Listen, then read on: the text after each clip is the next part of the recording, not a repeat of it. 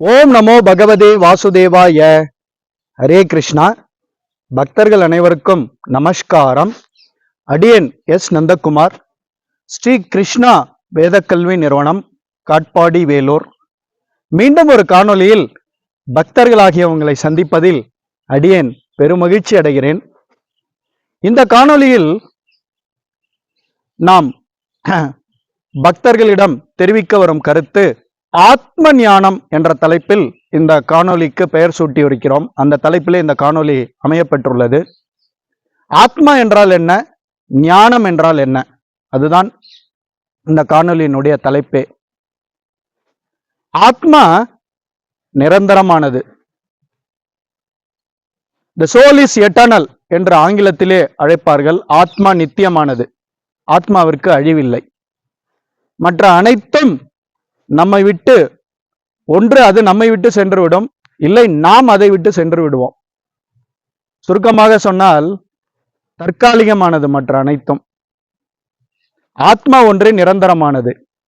அந்த ஆத்மாவை இதுவரை யாரும் பார்த்ததில்லை. ஆத்மாவிற்கு என்ன வர்ணம், அதாவது என்ன கலர் என்று யாருக்கும் தெரியாது, என்ன அளவு என்று யாருக்கும் தெரியாது. ஆனால் அந்த ஆத்மா உடலிலே இருந்தால்தான் அந்த உடலுக்கு மரியாதை. அப்போதுதான் அந்த உடல் இயங்கும். பேச முடியும், பார்க்க முடியும், கேட்க முடியும், நடக்க முடியும், ஏன் சுவாசிக்க கூட முடியும். அந்த ஆத்மா எப்பொழுது அந்த உடலை விட்டு பிரிகிறதோ அவர் போயிட்டார் என்றுதான் கூறுவார்கள். அவர் போயிட்டார். அவருடைய உடல் இங்குதான் இருக்கிறது. எங்கு போயிட்டார்? கண்ணுக்கு புலப்படாத இடத்திற்கு அந்த ஆத்மா சென்று விட்டது. அப்போது ஆத்ம ஞானம், அந்த ஆத்மாவை பற்றிய ஞானம் ஒவ்வொரு தனி மனிதனுக்கும் மிக மிக மிக முக்கியம். நான் யார், எங்கிருந்து வந்தேன், எங்கு செல்ல வேண்டும், இது தெரியாமையே நிறைய நிறைய மனிதர்கள் வாழ்ந்து கொண்டிருக்கிறார்கள். ஐயா, இந்த உலகம் ஒரு நாடக மேடை. நாம் அனைவரும் இங்கே விருந்தினர்களாக பகவானால் அனுப்பி வைக்கப்பட்டுள்ளோம். அவர் ஆட்டுவிக்கிறார், நாம் ஆடுகிறோம்.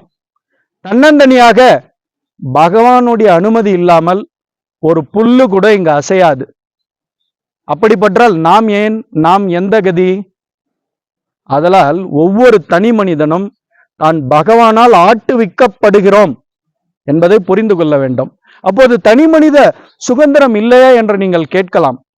தனி மனிதனுக்கு பகவான் சுதந்திரம் அளிக்கிறார். நீ ஆடு ராஜா, ஆடு என்று ஆட்டுவிக்கிறார். உன்னுடைய பாவ புண்ணிய கர்மங்களை நீ ஆடியதற்கேற்ப பிற்காலத்தில் அனுபவிக்க வேண்டும். அந்த ஆத்மா, தமிழில் ஒரு பழமொழி உண்டு, உப்பு தின்றவன் தண்ணீர் குடித்து ஆக வேண்டும். நல்லது செய்தால், நல்லது விதைத்தால் நல்லது நடக்கும்.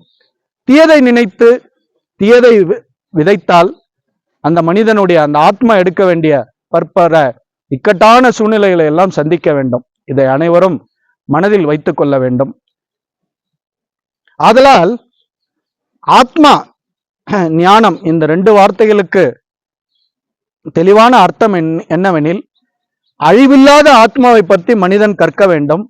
அதற்குண்டான ஞானத்தை அறிவுபூர்வமாக அறிய வேண்டும். இது எங்கு சென்று அறிவது?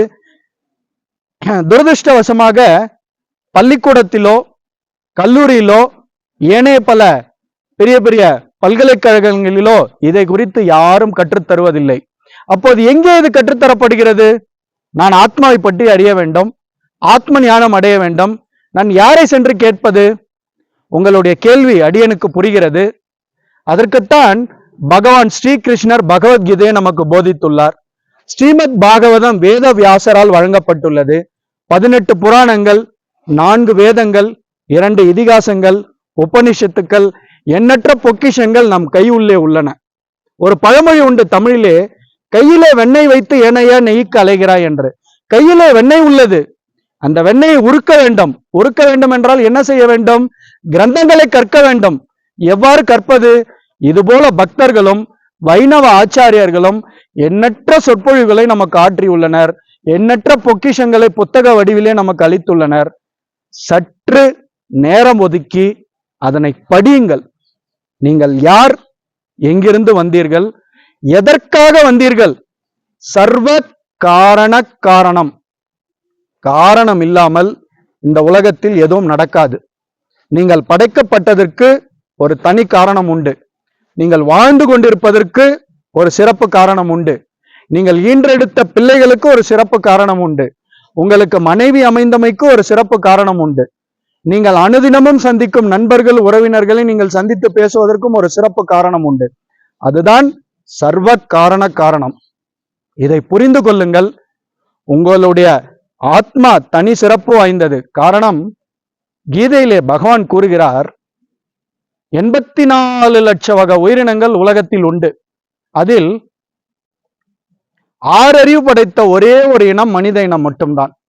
அதனால்தான் ஔவையார் மிக அழகாக கூறியுள்ளார், அரிதரிது மானிடராய் பிறத்தல் அரிது, அதிலும் கூன் குருடு செவிடில்லாமல் பிறத்தல் அதைவிட அரிது. அப்படிப்பட்ட இந்த அரிதான மானிட பிறவியை அற்ப சொற்ப காரணங்களுக்காக தயவு கூர்ந்து வீணடித்து விட வேண்டாம். இப்படிப்பட்ட மகத்துவம் வாய்ந்த மானிட பிறவியை பயன்படுத்தி நீங்கள் மேலேதான் உயர வேண்டுமே தவிர காலத்தை நேரத்தை வீணடித்து தயவு கூர்ந்து இந்த பிறவிக்கு உள்ள கீழ்பிறவிகளை சென்றடையாதீர்கள். அதுதான் அடியேன் இந்த காணொளி வாயிலாக உங்களை கேட்டுக்கொள்வது. மேற்கொண்டு தொடர்ச்சியாக இதுபோல எண்ணற்ற பல காணொளிகளில் பல பொக்கிஷமான விஷயங்களை அடியேன் வழங்குவதற்கு கடமைப்பட்டுள்ளேன், மிக ஆனந்தமும் பட்டுள்ளேன். ஆதலால் மேற்கொண்டு வரும் காணொளிகளையும் நீங்கள் தொடர்ந்து கண்டுகளியுங்கள். எண்ணற்ற பல பொக்கிஷங்களை உங்களுக்கு வழங்குகிறோம். ஆதலால் இந்த காணொளியில் ஆத்மாவை குறித்தும் ஞானத்தை குறித்தும் உங்களுக்கு சில முக்கிய தகவல்கள் கிடைக்க பெற்றிருக்கும். ஏதேனும் சந்தேகம் உங்களுக்கு ஏற்படும் எனில் இந்த காணொளிக்கு கீழே அடியனுடைய நேரடி தொலைபேசி எண் வழங்கப்பட்டுள்ளது. நீங்கள் எம்மை தொடர்பு கொண்டு அந்த சந்தேகங்களை நிவர்த்தி செய்து கொள்ளலாம். வாருங்கள், நாம் ஆத்ம ஞானம் அடைவோம், பகவானை வழிபடுவோம், பல அரிய பொக்கிஷங்கள் நிறைந்த இந்த மானிட பிறப்பின் மனித வாழ்வை செம்மையாக்குவோம். இந்த பொக்கிஷங்கள் குறித்த மகத்துவத்தை அடுத்த தலைமுறைக்கு, உங்களது பிள்ளைகளுக்கும் உங்களது பேர பிள்ளைகளுக்கும் கொண்டு சேருங்கள். அதுதான் மிக மிக முக்கியம். காரணம், தானத்திலே பல வகை தானம் உண்டு. உதாரணத்திற்கு அன்னதானம், மற்றவர்களுக்கு அன்னம் வழங்குவது. வஸ்திர தானம், மற்றவர்களுக்கு வஸ்திரம் வழங்குவது. கோதானம், பசுவை தானமாக அளிப்பது. கண் தானம், இறந்த பின்னர் ஒருவர் அவருடைய கண்களை தானம் செய்வது. பூமி தானம், ஒரு ஆலயத்திற்கோ ஒரு பள்ளிக்கூடத்திற்கோ ஒரு பொதுநல தொண்டிற்காக ஒரு இடத்தை, ஒரு பூமியை தானம் செய்வது பூமி தானம். கன்னிகா தானம், ஒரு கன்னிப்பெண்ணை அனைத்து சீர் சிறப்போடு அந்த கன்னிப்பெண்ணை திருமணம் செய்து கொடுப்பது, அதுதான் கன்னிகா தானம். பல திருமண பத்திரிகையிலே நீங்கள் பார்த்திருப்பீர்கள். இப்படிப்பட்ட எண்ணற்ற தானங்கள் உண்டு. இந்த அனைத்து தானங்களுக்குமே சிறப்பு உண்டு. ஒன்றுக்கு ஒன்று இது பெரியது இது சிறியது என்று இல்லை, எல்லாமே சிறப்பான தானங்கள். இந்த தானத்திற்கெல்லாம் தலையாய தானம் ஒன்று உண்டு. அது என்ன தானம்? அதுதான் ஆத்ம ஞான தானம். காரணம், மற்ற அனைத்து தானங்களும் இந்த உடலோடு சம்பந்தப்பட்டவை, இந்த சரீரத்தோடு சம்பந்தப்பட்டவை. அன்னதானம், நீங்கள் எனக்கு இந்த வேளை உணவிட்டால் அடுத்த வேளை வேற எங்கேயாவது உணவை சென்று நான் தேட வேண்டும்.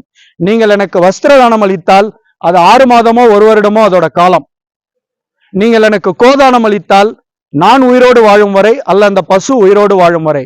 நீங்கள் எனக்கு பூமி தானம் வழங்கினால் நான் இந்த உலகத்தில் வாழும் வரை அந்த பூமி தானம் எனக்கு பொருந்தும். இப்படிப்பட்ட உடல் சம்பந்தப்பட்ட தானங்கள் எல்லாம் தற்காலிகமானவை. ஆத்ம ஞான தானம் நிரந்தரமானது.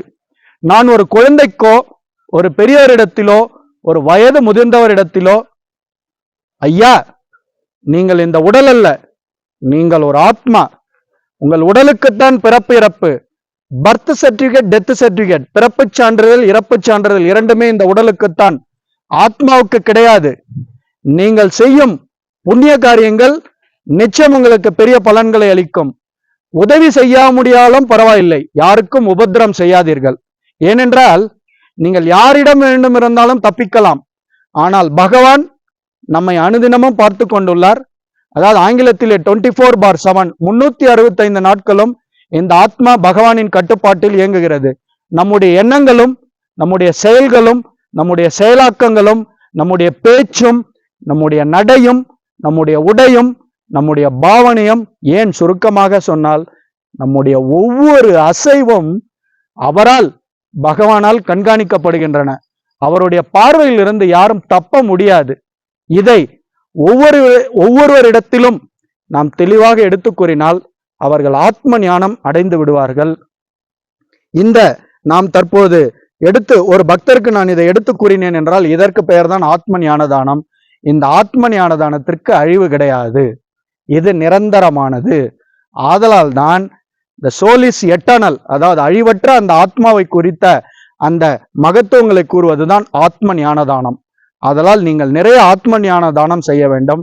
என்னால எப்படிங்க ஒருத்தர் கிட்ட போய் என்னால பேச முடியாது அப்படின்னு நீங்க சரளமா சொன்னா, அதுக்காக தான் நிறைய வைணவ நிகழ்ச்சிகளை நீங்க ஏற்பாடு பண்ணுங்க. நிறைய பக்தர்களை கூட வைங்க. நிறைய பக்தர்களோட சங்கமத்தை ஏற்பாடு பண்ணுங்க. குறிப்பா ஏகாதசி திதியில இந்த மாதிரி நல்ல பல நாட்கள்ல நீங்கள் ஏற்பாடு செய்யும் நிகழ்வில் அடியேனோ இல்லை ஏனைய பல அடியர்களோ உங்களிடத்தில் நீங்கள் அழைப்பு விடுக்கும் பட்சத்தில் அங்கே ஒரு சொற்பொழிவு நிகழ்த்த தயாராக உள்ளோம். 10 பக்தர்கள் 100 பக்தர்களை கூட்டுங்கள், அவர்களுக்கு ஆத்ம ஞான தானம் அளிப்போம். நீங்கள் அந்த நிகழ்ச்சியை ஏற்பாடு செய்ததால் உங்களுக்கும் உங்கள் குடும்பத்தாருக்கும் உங்களது உறவினர்களுக்கும் நண்பர்களுக்கும் அந்த புண்ணியம் சென்று சேரும். ஏன் தயக்கம்? நீங்கள் இதற்கு முன்னின்றால் நீங்கள் ஒரு அடி எடுத்து வைத்தால் பகவான் 10 அடி அதற்கு உங்களுக்கு உதவி செய்வார். ஏதோ ஒரு பக்தரை அங்கே பகவான் அனுப்பி வைணவ சொற்பொழிவு ஆற்றச் செய்வார். அடியனுக்கும் பேரானந்தம். அனுதினமும் காலை முதல் மாலை வரை எண்ணற்ற பக்தர்களை சந்தித்து அவர்களிடம் இந்த ஆத்ம ஞானம் குறித்த சொற்பொழிவு ஆற்ற வேண்டும் என்பதில் அடியன் மிகுந்த ஆவலாக உள்ளேன். உங்கள் ஊர் இந்த உலகத்தில் எந்த இடத்தில் இருந்தாலும் சரி, அடியனுக்கு அழைப்பு விடுங்கள். அடியன் ஓடோடி அந்த சொற்பொழிவை நிகழ்த்துவதில் ஆனந்தம் அடைகிறேன். நன்றி. இந்த காணொலி வாயிலாக உங்களை சந்தித்ததில் அடியன் பெருமகிழ்ச்சி அடைகிறேன். ஆத்ம ஞானம் குறித்த அந்த சிறு தகவலை உங்களிடம் பகிர்ந்ததில் பகவான் எனக்கு இட்ட கட்டளையாகவே இதை நான் கருதுகிறேன். மேற்கொண்டு பல சொற்பொழிவுகளில் நாம் சந்திப்போம், பேரானந்தம் அடைவோம். உங்களுடைய சந்தேகங்களை தீர்த்து உங்களுக்கு விளக்கம் அளிக்க அடியேன் காத்து கொண்டிருக்கிறேன். அது எனது கடமை, அடியனுடைய பாக்கியம். அடியனுடைய தொலைபேசி எண்ணை நீங்கள் எந்நேரமும் தொடர்பு கொள்ளலாம். நன்றி, வணக்கம்.